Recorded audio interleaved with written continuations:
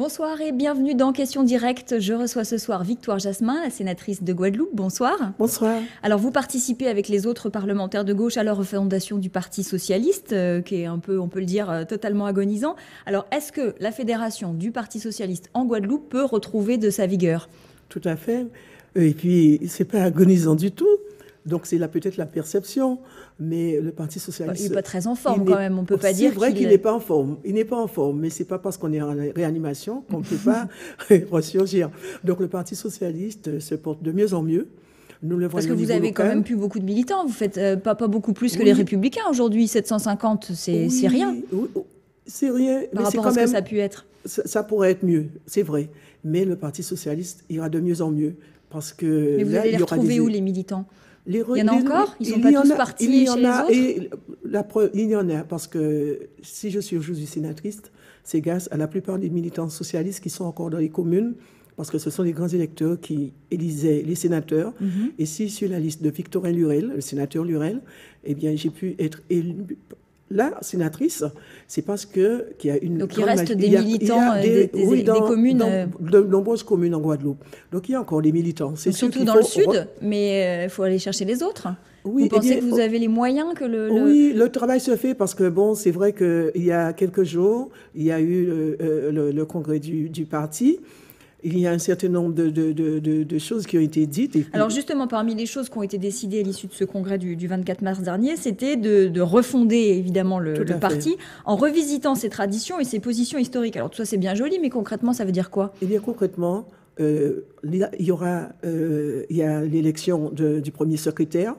Le premier secrétaire élu donnant sa ligne sa feuille de route à l'ensemble des militants et à tous ceux qui vont constituer le conseil. Et je crois que là, il y aura vraiment un travail de proximité à faire parce que les socialistes sont là. Ce sont des personnes qui sont fidèles. Ce sont des personnes qui ont besoin qu'on leur donne qu'on leur donne la partition. Donc, les choses sont en train de se remettre en marche. Et vraiment, je crois que le Parti socialiste n'est pas mort. Il ne pourra pas mourir.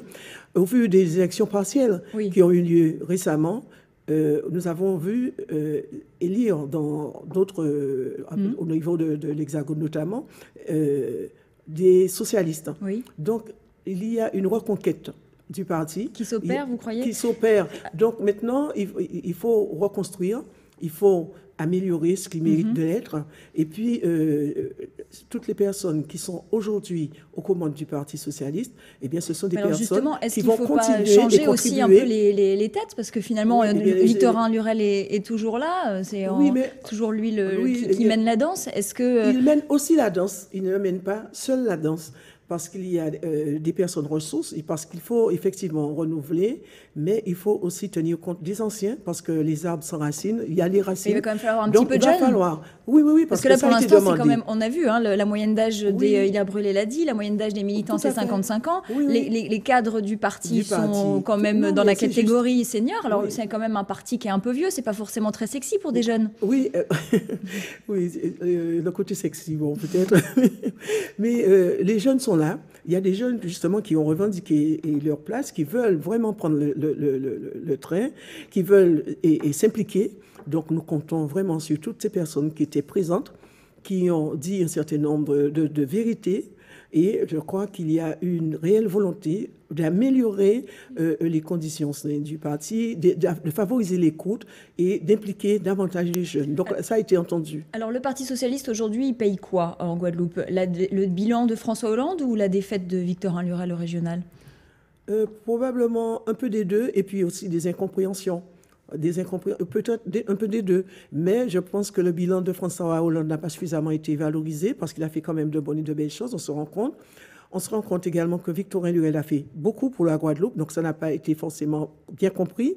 Donc là, il s'agit aussi de revisiter tout ce qui a été fait, de voir ce qui mérite d'être amélioré, d'impulser vraiment une véritable dynamique avec des jeunes, mais aussi des moins jeunes, parce qu'il n'est pas question quand même de mettre de côté des personnes qui peuvent encore apporter une bonne réflexion, une vraie réflexion profonde, je dirais. Donc là, vous pensez que d'ici quelques mois, la Fédération du Parti socialiste et la gauche en général peut redevenir une force d'opposition crédible? Oui, tout à fait. Tout à fait. C'est alors, crédible. Je pense que les socialistes sont toujours crédibles. Ils n'ont peut-être pas été suffisamment compris, mais ils ont toujours été pertinents dans les différents choix et dans les différentes positions qui ont été faites. Cependant, bon, les électeurs sont là, ils analysent. Ils doivent aussi apprendre à analyser à leur juste valeur chaque action qui sont menées pour pouvoir porter un jugement, pas des jugements de valeur, mais un jugement de crédibilité. Alors, justement. En parlant d'action, de crédibilité, vous êtes élue maintenant sénatrice depuis 6 mois et demi environ. Est-ce que vous avez la sensation d'avoir été utile? Jusqu'à maintenant, oui. Jusqu'à maintenant, oui, parce que au vu des actions que je mène au sein du Sénat, au niveau de la Commission des affaires sociales, au niveau de la délégation des droits des femmes, au niveau de la délégation des Outre-mer, eh bien, je suis très présente au Sénat.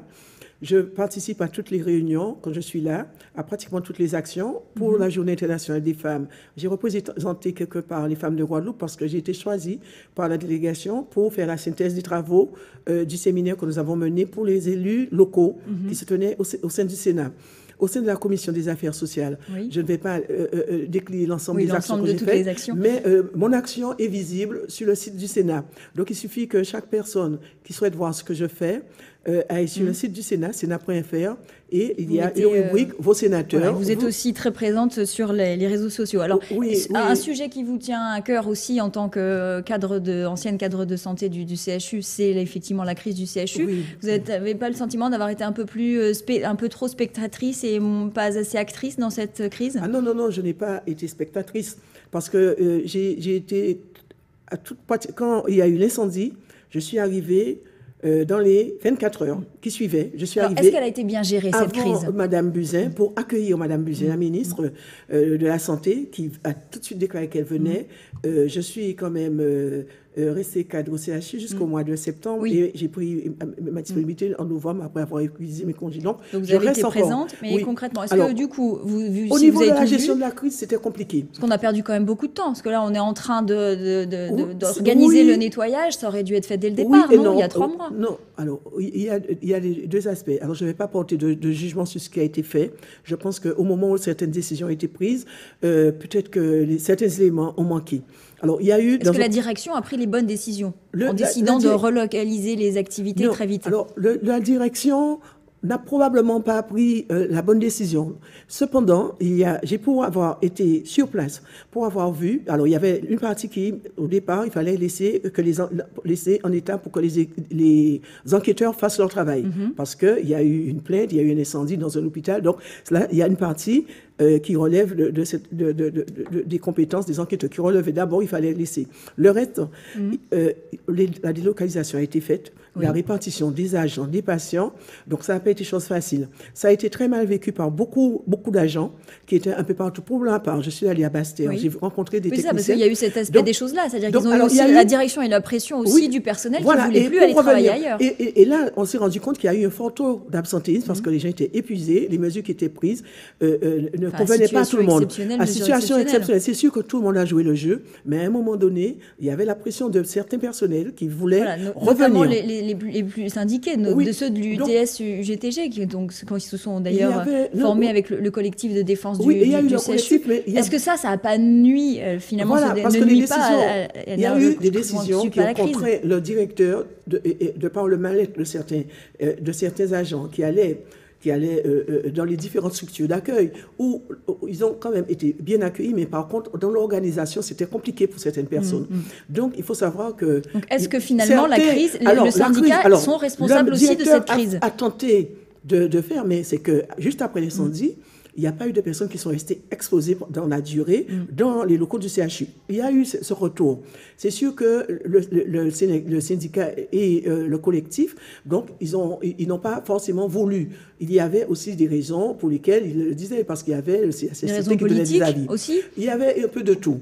Mais ce qui s'est passé, c'est qu'en réintégrant certains locaux et en laissant les personnes exposées pendant une certaine durée, parce que là, le directeur ne pouvait pas préjuger de cette situation-là, eh bien, il s'est avéré qu'il y a un certain nombre de personnels qui ont eu des malaises, il y a un certain nombre de choses qui ont été pris en compte à ce moment-là. C'est pour ça qu'on a décidé, on a changé de directrice de l'ARS, Valérie Denux est arrivée, a proposé un nouveau plan. Vous lui faites confiance ?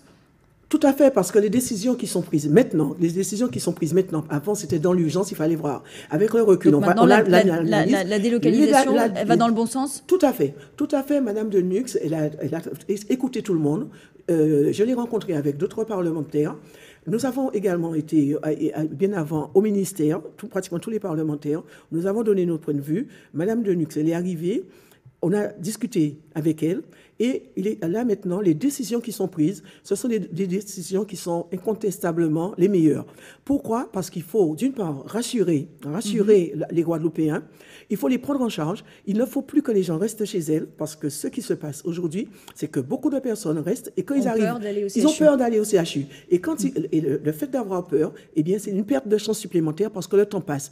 Alors que les décisions qui sont prises avec les différents établissements qui vont accueillir en fonction de ce qui va être mis en place, en fait, là, ça recommence tout juste, eh bien, sachez que ce sont les meilleures solutions. Ça a été analysé avec pertinence, avec cohérence, avec des professionnels, avec des personnes. Et moi, je fais vraiment confiance à Madame Delux, mais avec tous les personnels de l'ARS, parce qu'il y a des personnes qui sont là, il y a des directions au niveau de l'ARS qui ont pris la mesure des choses avec le ministère pour que cette solution soit retenue. Bon, alors l'avenir nous le dira. Merci beaucoup Victoire Jasmin d'avoir participé à Question Directe. Restez sur ATV Guadeloupe. Tout de suite, l'information continue avec le journal de la rédaction. Bonne soirée.